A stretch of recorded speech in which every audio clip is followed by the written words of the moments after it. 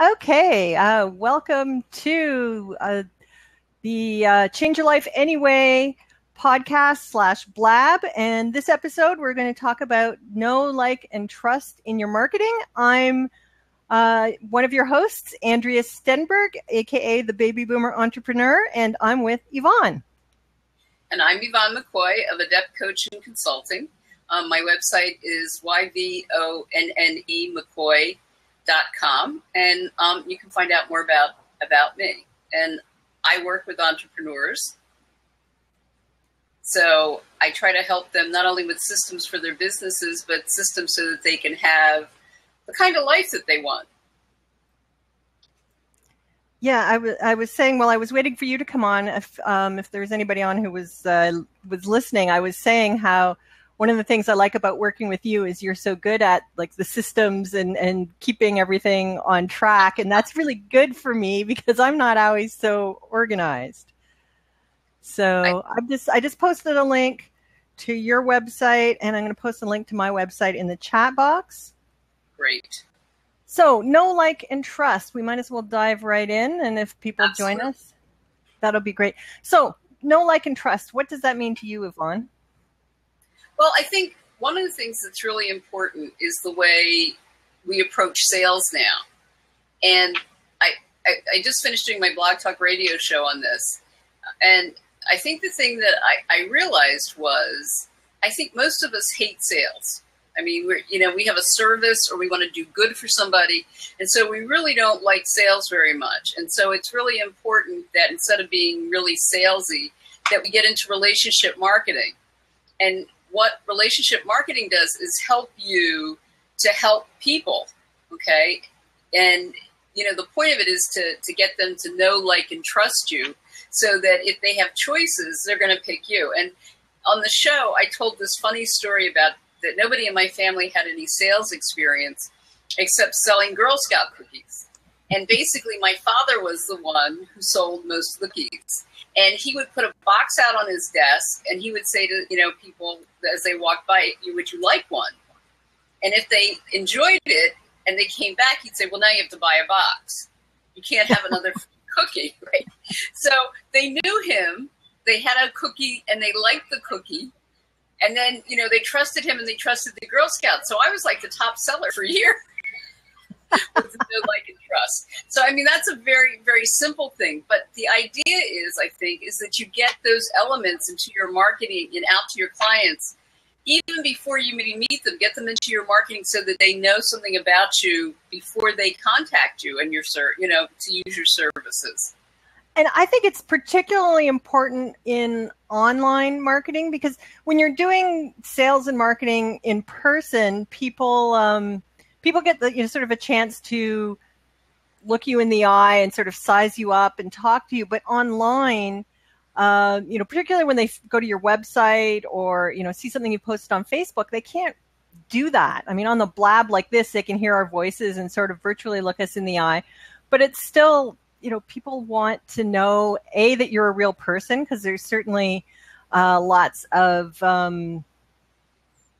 maybe less legitimate businesses online. So they want to know that you're a real person. They want to know that you know what you're talking about. They want to decide whether or not you're somebody that they would actually want to do business with. I think particularly for any kind of a service, whether it's, something like you and I, where you're a coach, I'm a consultant, or something like a massage therapist, somebody where you have to get naked in front of, I think that really matters.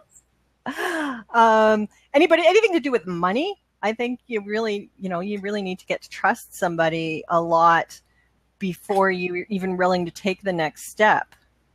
I absolutely agree with you. And I just finished this product on Wellness Professional Success Blueprint. And one of the things that we said was, if you're going to go get some kind of service that's related to your health and it's something different than you've ever had before, it's very weird to go in and, like you said, take your clothes off in front of a stranger. And so part of that trust can be built prior to actually being with the client, whether it is in your marketing, whether it is videos that you have on your website, whether it's doing labs like this.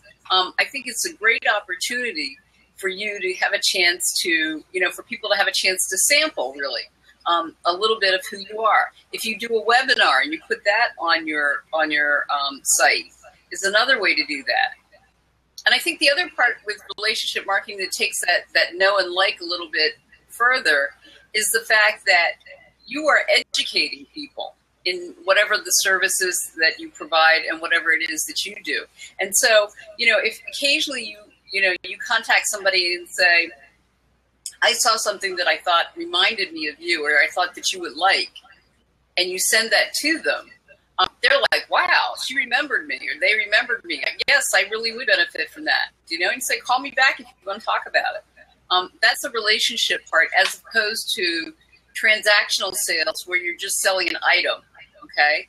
A perfect example about that is, you have something that you like, you know what it is, you know the brand. So the only difference that you may be looking at is how convenient is it to get it and what's the price.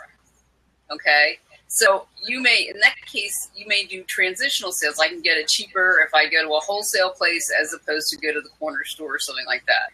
But relationship selling is really important if you've got a service. Yeah. Well, and one great story I had is I ordered a book online it was a nonfiction book from an author. And when I got the book in the mail, which first of all, I love getting books and that always makes me happy. But on the front cover of the book was a Post-it with a little handwritten note from the author. And he signed it. And I'm sure that he probably just had a stack of Post-it and just wrote 100 of them. And then every time they sent out a book, they posted it on. But it felt really personal. In fact, I kept that Post-it for a long time because it felt like it was a little present, like a little piece of this author that I had. And so, it's a very small thing, but it really did make me feel like I had a connection to him. So it doesn't always have to be really big things, but just something that makes the potential client or the other person feel like they know you. Looks like we have a few more people on. Just wanted to let you know, if you, in the chat box, if you type /Q, if you have a question, it puts a little question box next to your name, and it just kind of gives us a little flag to catch our eye that you're asking a question, just to make us keep going, because we do want this to be interactive. And of course, if anybody wants to jump on and ask a question on camera, we're okay with that too. So feel free to join us. Yvonne, have you come across any ways where somebody has done something interesting or surprising that's really made you feel a connection to them? Kind of in the same vein that you have. I mean, I do a lot of eBay shopping, and so you get to see a lot of things that people do. So, one of the things that someone that I shop with a lot, every once in a while, she would throw in something extra, which was, she would be like, thank you for shopping so much with me. Here's something a little bit extra that she would send me. And I always thought that was really nice. I always like the personal stuff too. But in terms of, let's say, the wellness kinds of things, I think that it's really important for people to contact people, let's say pre-conference or pre-enrollment. So you've got an appointment with somebody, and I think it's really important to send them an email and say, I'm really looking forward to seeing you. I'm excited about the business that you're in. Here's a few things that you might want to think about before you come so we can have a really productive talk. Here's an article that you might want to read that talks about coaching or something like that. So that's, it's building that trust before they get to you.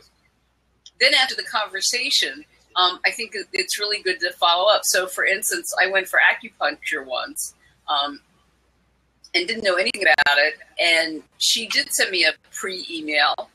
But afterwards, she also sent me an email and said, I'm just following up with you to see how you're doing. I like to do that with people, 24 to 48 hours afterwards. And I thought that was very, it's like, wow, I didn't drop dead, and she's glad I'm still alive and all that kind of stuff. So I think that's really important. I think also it's important to follow up with people that maybe you don't get to have as clients.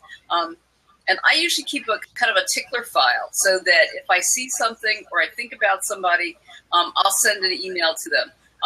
you told me that you were having a function. You were going to be really busy, so you had a function. I hope it really went well. Is there anything I can do to help?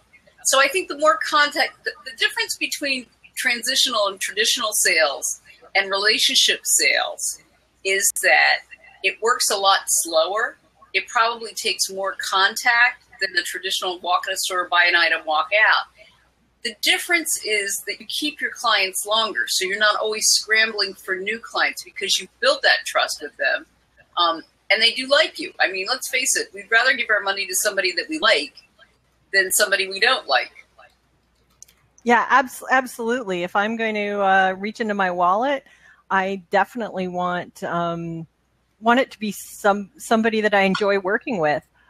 One of the things, I mean, people who don't know me, I'm a social media consultant. One of the, I think, the powers of social media is with your online marketing is it does give you a chance to make people feel like they know you a little bit.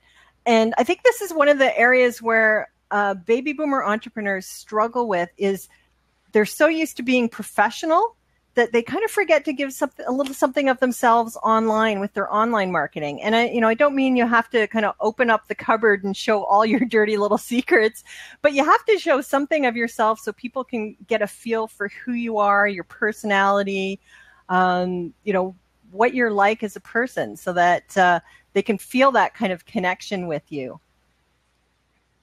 I absolutely agree with that. And it's one of the things that I've struggled with, especially when social media first started.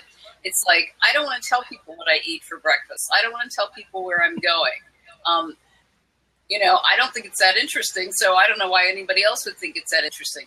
And so I've really had to really work at trying to put more personal stories into the kinds of business strategies and stuff that I'm doing. And, just like I said, this time I talked about the Girl Scout cookies, right? Because I thought it illustrated something, but a couple of years ago, I would have never said something like that. Yeah. Well, and sometimes even I find stories that don't really have anything to do with my business, but just something that shows that I'm human really helps. Just like one of my favorite stories is, as you know, I'm from Canada, and I'm from a part of Canada where we get a lot of snow. And one time, snowplow went by. I looked out my office window, and I could see like 3 feet of snow at the bottom of my driveway. And I put something on Twitter just going, oh, I'm so sick of shoveling my snow. And I got more reaction from that one little tweet than a lot of kind of business-related tweets, because anybody who was in a part of the world where they had snow could completely relate to me. And there were people who had never had a conversation with me before who kind of replied, and it allowed me to sort of get my foot in the door with them as far as just having a human conversation that wasn't about sales. It wasn't about, buy from me. It was just, we're two people who have a shared experience. And I think that is a really powerful part of social media that a lot of people, I think, overlook sometimes because they're so focused on being professional. I'm gonna do this and ask anybody if they want to come to an open seat. As Andrea said earlier, we really wanted this to be interactive. And so some of the things you can do is, if you want to know, if you have a situation with marketing that you'd like to, increase your know, like, and trust factor, maybe we can help you with that. So this is, or if you have a story of something that you've done that was really useful or interesting way to increase know, like, and trust with your audience, that would be great. I definitely think that these kind of live streaming events are really great tools for building the know, like, and trust, because it's a little bit more like offline interactions, because you can talk, it's not so scripted. You can have surprising things happen if somebody pops on that you didn't know was going to be there and ask a question. It's kind of a more natural conversation, which is something that I think is going to become more and more important. And certainly a lot of the experts who are predicting what's going to happen in the next few years online are predicting online marketing, video is going to be a very big part of the picture. Well, I'm going to make a comment, a personal comment, and I have to say, I really think your haircut is cute. I really like the short hair. I'm looking at your picture with the long hair and looking at you with your short hair, and I think it is really great. I really like it. So there. Thank you, Yvonne. That's a personal comment. The other thing is that let's maybe break it down, the know, like, and trust down a little bit if we can. There are lots of ways for people to know you. They can know you because of your website, because of your newsletter, because somebody tells them about you. The other way to get known is to become an expert in your field or expert in what you do. And it's not as hard to do that as you would think. It really is a matter of getting out there and getting some credibility. And one of the ways that can help you with that, of course, is to get testimonials, that kind of thing, and be able to share the kind of experience that other people have had with you. Yeah, that is a absolutely fabulous way to build credibility. And I think it's something that a lot of people overlook, because not everybody thinks to give you a testimonial right after they've finished working with you, even though maybe they think you're great. They don't think about doing it.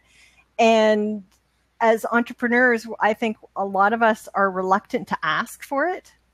And that's where one of the things that I love about LinkedIn is LinkedIn gives you sort of a mechanism to request recommendations on your profile.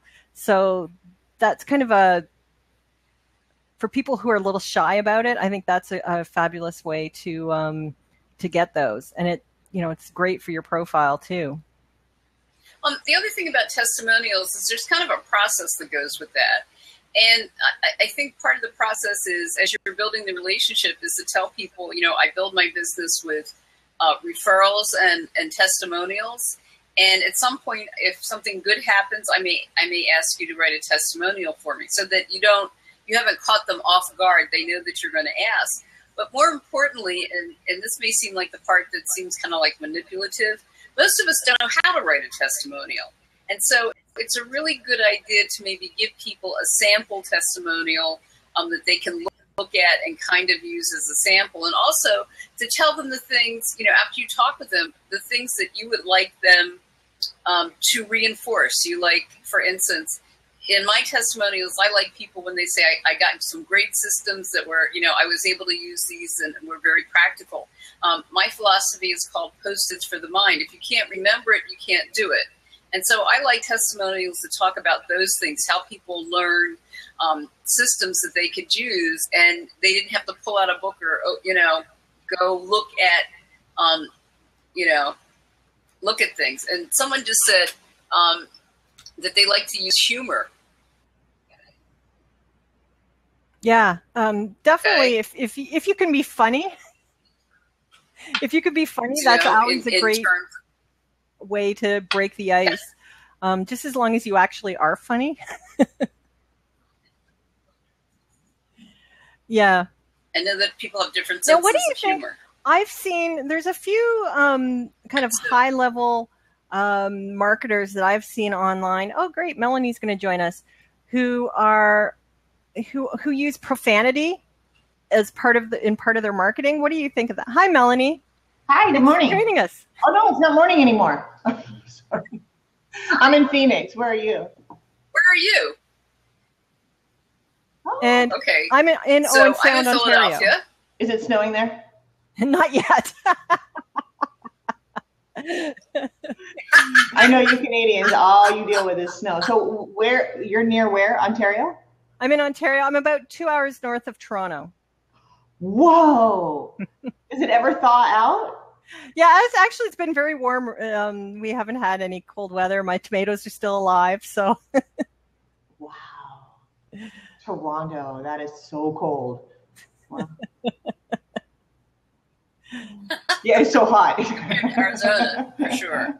Yeah, what I was saying was, when Yvonne was talking about testimonials, you can't, this is how we make our living. You can't be shy and sheepish about asking for testimonials. And when I was talking about, I just had somebody leave me a testimonial on my LinkedIn, and same thing, he didn't know what to say. And you can tell when people are struggling because they're like, sure, I'm like, I didn't know. I didn't know what to say last time either. So do you want some help? Oh, yes. When you see somebody that's, in sales, we call it calling the elephant in the room, right? And so when you can do something, when you raise your energy and you even just, it's like a secret, right? Not everybody knows how to leave a testimonial, and they'll go, I know. And you go, see? So now we're all on the same page again. So there's so many ways to assist people and manage the interaction. And Yvonne, when you call it, you were saying, it's kind of manipulative and not, I don't know if. Well, the reason I said that is because I think we would all like to have spontaneous testimonials, and I'm not sure that those ever come about. Yeah, and that's the thing. If I trusted my clients to do what they were supposed to do, I would still be, waiting. Henry Ford. Henry Ford had a great quote. He said, "If I asked my customers what they wanted, they would have said faster horses." Yes, absolutely. That's a great quote. That's true. And you know what? That's part. I think that's also part of the know, like, and trust, is because when you get to the trust part, a lot of times people are willing to say, maybe I don't know what I want or what I need. They think they need one thing because that's what somebody has told them for such a long time, and time, speed, and they don't know exactly what it is that they need. And so if you can help them determine that, right, then, or get to the core of what that is. Get them to admit that they don't know what they need, because if they're kind of stumbling or mumbling around, and then you could just kind of do the same thing where you kind of lean in, you make it a secret, and you go, hardly anybody really knows. You want to find out together? And they'll go, oh, yes. People love to be kind of saved and pulled in, and, that's such a big part of selling, right? Because it's all sales, Right. Well, the other thing I think is reframing too. Right. I had a client that was, she was a mother, and she wanted to do things, spend quality time with her children and still work her business. And, I finally said to her, what kinds of things do you want to do? She said, I want to do arts and crafts. And I said, how long have you wanted to do that? And she said, about 10 years. And I said, well, how old are your kids now? And she said, well, they're teenagers. And I said, well, I think you need to take a look at how can you spend quality time with teenagers now, as opposed to that wish that you had for 10 years ago. She was kind of getting away from the idea that it was the quality time that she really wanted, and she was really stuck on the arts and crafts part of it. So sometimes just helping people to clear up and really get a good focus on what it is that they want can really help build a lot of trust. Right. So just out of curiosity, we were talking about things that you've done to increase that whole know, like, and trust. What do you think is your best tip? Me? Mm-hmm. One of the things that I teach, when people find out I'm a sales trainer and they think that, it's mean and it's aggressive and it's pushy and, all that other stuff. And what I really do is I pull from different disciplines like neuroscience, like NLP, like comedy and improv. And one of the things that's so important is really what I call before the show, right? So as soon as you, customer, prospect, whoever, as soon as you and I meet, it's showtime, right? You're on stage. It's a show. I use the old line, who makes more, educators or entertainers? Right? Absolutely. Because you have to know what part of the brain that you're speaking to, because we're all wired the same as human beings. But anyways, before the show, I think is one of the most important things. And that's, a concept that we call state control. And that's managing your state, right? There's so many ways that we can manage our state. So the moment you see me, right, I have already decided most of as much as I can contribute to how you're going to receive me. Does that make sense? Yeah. So I think one of the things that's really important in that is, what they call a sump of sales. Yes. Don't go in, when you're doing this, don't go into it with, I said, when I first started, I kind of started from a point of, I hope they buy, I hope they buy, I hope they buy, I have bills to pay, I hope they buy, I hope they buy, right? And it was really like all about me, right? Right. And so it's really important to be able to look at, what the other person needs. And I said, probably one of the most valuable experiences I had was when I was in graduate school. I worked at a costume jewelry counter, and they had some of the most awful stuff. I mean, it was stuff that, the stuff that was in the sales bin had been reduced several times. So it was like really down the rung of fashionable. And I used to just really hate it when people would come to me and say, do you like this? What do you think? And I'd be like, oh my God, what am I going to say? I mean, how phony can I be? And I suddenly learned to say to people, well, tell me how you think you would use this. How do you see yourself wearing this? If it was a heavy brooch and they said, I want to put it on a silk blouse, I would say to them, that's much too heavy for a silk blouse. It would be much better on a jacket or on a coat, right? And so I never really had to give my opinion, but I helped people to see how they could make those different things work. And it used to really gall the lady that was in charge of the counter, because people would come in and say, is Yvonne working? I need some help picking something. But that resonates at so many different levels. Right. It's not just that, that you said, oh, that's not right for silk, it's right for a jacket. When you have that neediness that you hope they buy, you're hoping they buy, we call that commission breath, or we call that, when you have that neediness that's so repulsive to people, and it's and even though you think of it as a consciousness, right, it's really below the level of consciousness. It's so ingrained in us, right, to not like neediness. So sorry, I said it's like scarcity. It's like this one thing.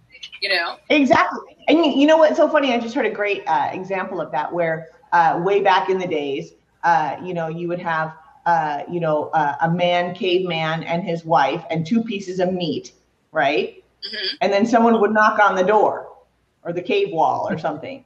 And, because resources are so scarce, right, that neediness just tends to repulse us. So, having that feeling subconsciously repulses people from, but if you're the one giving the opportunity, right? I'm just here to show you what we have, right? I've got a great brooch if you have a coat, but if you don't have a coat, it's not for you. And you feel people go, well, wait, maybe I do have a coat I can wear that with, right? And it's just really managing your interaction, but it's doing it with awareness. Right. And part of that with that relationship marketing has to do with helping people, and also educating them. So one of the ways you can do it is, especially pre-contact, is to send out information, that is going to be helpful, that might be something that they might not have thought about on their own, that they can take and use. I mean, Andrea, you're really good at that. I mean, your blogs always have interesting little pieces of information, or go watch this video, things that I would never track down on my own, because you're much more up on social media than I am. And so I find them really helpful.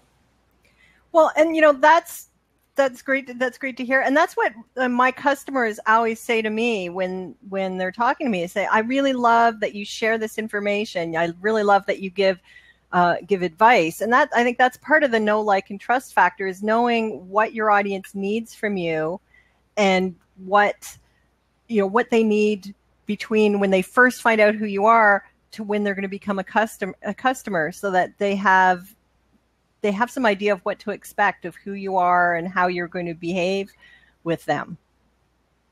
Mm-hmm. Absolutely. Now, Melanie, just when you were getting on, I was bringing up the topic of, I've seen a few people who are online who are fairly well known. I'm not going to mention names, but who, in their marketing, in their, if they're doing a blab like this or something live, where they use a lot of profanity. What's your opinion on that from a sales training point of view, of somebody who uses that kind of language as part of their marketing?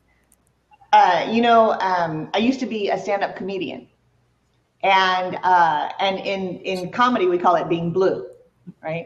And so when you walk into a comedy club and you're having a couple of cocktails and you hear the F word, or you hear, it kind of just goes with the material, right? The first couple of times you're like, whoa, and then after that it's no big deal. But in terms of professional, you better know what you're doing, and so I think, in my opinion, most people don't. And why would you cut off half your audience? Because the half that, or maybe even the third, that kind of thinks that's cool, is that worth discarding 2/3 of your audience? I think. I mean, that's totally not for me, because I think you can be so much more creative, when you get around it. If you ever watch, do you ever watch Seinfeld? Yeah. Okay, so and of course the networks were very censor happy, but they would say things so smartly, right, and so intelligently that everybody knows what they're talking about, and they never said anything bad. You know what I'm saying? Like, remember Master of Your Domain? Yes.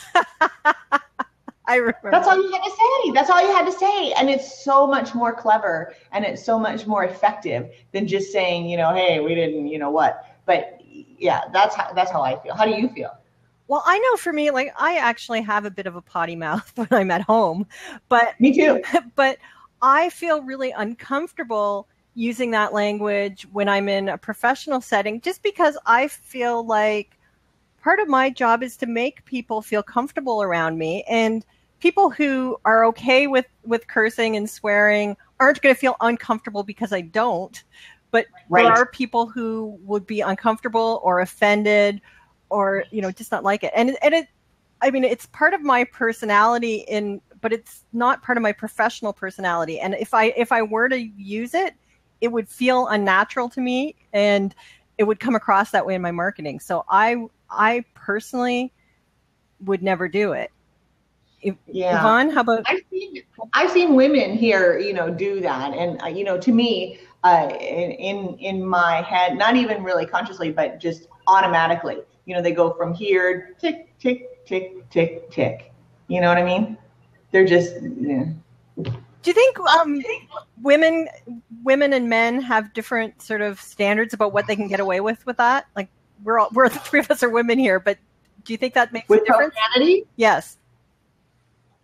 Well, in what context? Well, in the context of, say, you're on a live streaming like this, or in a marketing situation, and using profanity as part of just your conversation. Do you think men can get away with it more than women?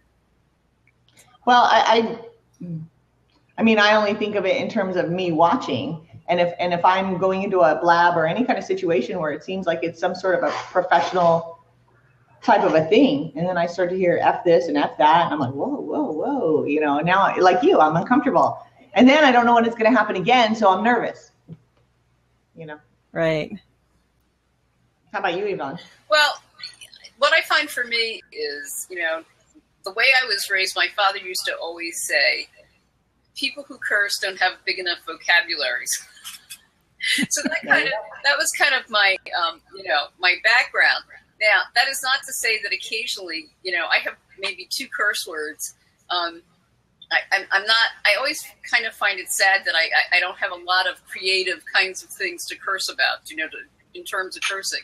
So it isn't very much of a problem for me, except every once in a while, I will, if I feel really comfortable or I'm really upset, something will come out, but it's not my norm. It's not the normal way that I talk. And, like I said, I always feel really bad because I'm not very creative at it. So. Well, yeah, I cuss like a sailor when no one's around. So. Well, it's interesting because I'm working with a client in a company, and part of what's going on with them is that they have a couple of people that really curse, and so they're really trying to tap them down a little bit. Really? So that they know that they've got a situation that they would rather not, not have, especially because part of the working environment is, they've got their business office and then there's like a daycare. So they want people to have good speech. I mean, they don't do it in front of the kids. They do it in the meeting, but there could be a kid that walks by the door. So, it's one of the things where we're like, we don't do that, So I think a lot of it has to do with your environment. And I think that if you've got something good to say, you don't necessarily have to say it in a professional setting. Yeah. Now, another thing that I see people do online is talking about using their kids in their marketing. And I just wanted to know what, like I've seen people, they send out their newsletter. Oh, it's little Susie's 4th birthday. Here's pictures of the party. What do you guys think about that? That does nothing for me. I'm all about getting the deal, getting the deal, getting the sale, or if I'm a buyer, getting what I need, getting help, moving forward. To me, it's about, you keep the end in mind and let's move forward. Otherwise I'll, take all my dogs and I'll have them up here with me, and we'll all just coochie coo, and it's fun for the person doing it. But for me personally, I don't care for that. It's not my thing.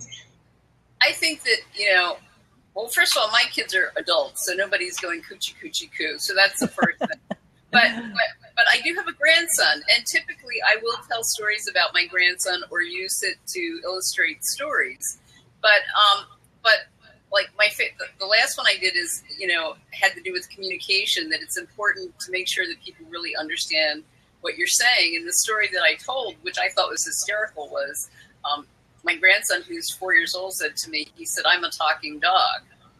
And I said, "What kind of dog are you?" He said, "I'm an abomination." And I said, "Abomination?" He goes, "Yeah, those black and white dogs that ride on the fire trucks." He meant a Dalmatian. But see, that's an illustration. Yeah. That's a point. Yes. Right? So that's humor. That got you somewhere. Right. And typically it's not something that I do at the beginning of if I'm doing a sales call or if I'm doing something. It's kind of like when we get towards the end and we're feeling comfortable and stuff like that. And, I'll say something like, it's really important that, we communicate. If you don't understand what I'm saying to you, be sure to stop me because we have different, experiences. And then I'll say something like, well, let me share how crazy this can be. Hi, doggy.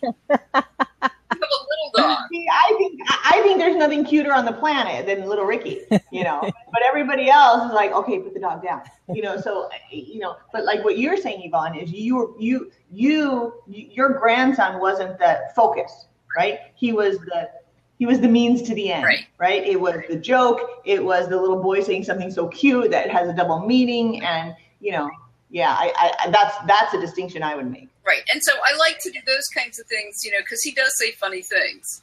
And if it can illustrate, like you said, if it can illustrate a point, then I like to use that. But, I have to be honest, I could care less about somebody else's birthday. I guess I'm not a very warm and mushy person.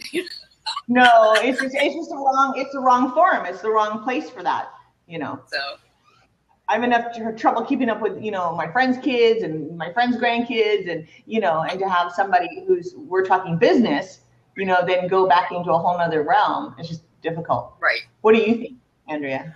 Well, I mean, there's a couple of ways that I look at that. Like, I use my son in like a lot of my blog posts, but again, it's like Yvonne, it's a story. Like, for example, I have a blog post that I wrote a number of years ago where I was talking about my son's lemonade stand and how they were going to do another one. And I said, well, next time you're going to have to pay for your lemonade yourself. And they said, oh, that's too expensive. And I said, well, do Kool-Aid. And my son said, oh, no, if we do Kool-Aid, we won't get the adults. And they always tip extra. There you go. And so I use that as an illustration about knowing who your ideal client is. Perfect. And so I do that. But I also always tell people when I'm giving a talk about social media and the difference between personal and private is I say, like, I don't use pictures of my son. I don't say his name. I hint at his age, but I don't usually come right out and say his age because Well, I said, well, first of all, because my son told me I'd have to pay him a royalty if I use his image. But the other reason is, in this day and age, I don't feel comfortable having my son that public until he's old enough to make that decision himself. And so I, being a mother is part of who I am. It's a big part of who I am. So it comes up when I'm trying, talking, but it's like you said, it's not the primary focus. It's an illustration that people can relate to is what I try to use it for. Right. And so let me offer you this. Oh, sorry. No, go ahead. Go ahead. Okay. So let me offer you this. Let's say you, both of you, give me your story, right? And so what do I do as a reader? As a reader, I create a movie in my head, right? And so now I see your little boy, your little grandbaby, and and then I see the Dalmatian in my head, and then in your story, I see this little snappy little kid, and in my mind, he's probably 4 or 5 because they're very precocious and smart. And then I see a lemonade stand, and I see, you saying I'm not gonna, whatever. And if you've ever read a book, right, and then seen the movie, and if it doesn't match up, what do? You go, you're disappointed. So if you tell that story, and then I create something in my mind, which is what we do as humans, right? And then at the end of your blog post, you put a picture of your little boy, and he's 15. What happens? Yeah. Everything just goes right out the window, and now you've kind of ruined my thing. So how everybody says social media is so great because everybody wants to see everybody, and that's fine. But in terms of these stories, we always have to kind of, in my mind, keep in mind what you're planting in their minds, and do we need to ruin it, or should we leave the mystery and let them, fill in the blank. Let them create it in their own mind, Yeah, absolutely. I agree with that. If your son is, does he have dark hair? Is he long blonde hair? And then I see him and I go, oh, that's not who I imagined. Oh, okay. And I just move on instead of right? Yeah, absolutely. Well, I think, Yvonne, we said we were going to try to keep it to about 45 minutes. So we've been on the air for 45 minutes. Melanie, thank you for joining us. Yes. My pleasure. Thank you for having me. I'm so glad because I do have to run now too. But thank you, ladies. I appreciate it. I hope I didn't blab your head off. No. No. We're glad to have you. Quite a blabbermouth. It's nice to talk to you. Pleasure meeting you guys. I hope I see you again. All right. You too. Take care. I'm going to start a blog pretty soon because I haven't done my own yet. So okay, I'm going to do my own. We'll keep an eye out. Okay, I will. Thank you. You're welcome. Okay. So let's wind. Bye. So are you ready to wind this up? Yeah. So we're going to try to do these blabs every week. And we'll post them up as early as possible. We're going to try to do them Tuesday afternoons, but they may change once in a while. But anyway, I'm Andrea Stenberg, the Baby Boomer Entrepreneur, and you can find me online at thebabyboomerentrepreneur.com. And Andrea, when they search for our blab, what should they search under? Well, it's I've been the one that's been setting it up, so it's under my username. So blab.im/Andrea Stenberg is my profile. So if you come there, and then you can subscribe. I believe when you go to my profile, you can subscribe and then get notifications when I'm online. Okay. So we didn't do it under Change Your Life Anyway. No, I don't have a Change Your Life Anyway Twitter handle. So. Okay. All right. I just want to make that clear. So I'm Yvonne McCoy, just confusing you all the way at the end. You can find me at YvonneMcCoy.com. And hopefully we'll talk to some of you again next week. All right. So thanks, everybody, for joining us. And this has been Change Your Life Anyway, talking about know, like, and trust in your marketing. Bye. Bye.